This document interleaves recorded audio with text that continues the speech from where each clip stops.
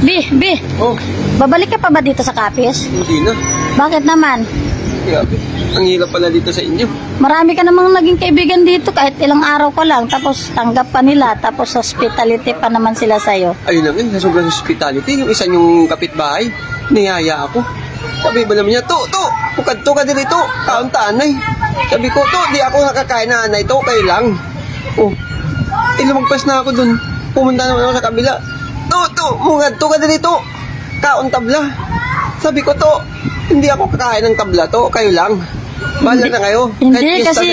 Hindi kasi salita kasi namin yan dito. Ha? Salita namin yan dito, ganyan talaga. Salita ba niyo yun? Oo. Ganun ba yun? Kasi yung isa, yung huli, yung pangatlo kaya ayaw ko na eh. Sinabi mo naman sa akin, mugadto ka dito. Kaunta eh. Sagot ako. Di bali nang magutom ako Di lang ako kain tayo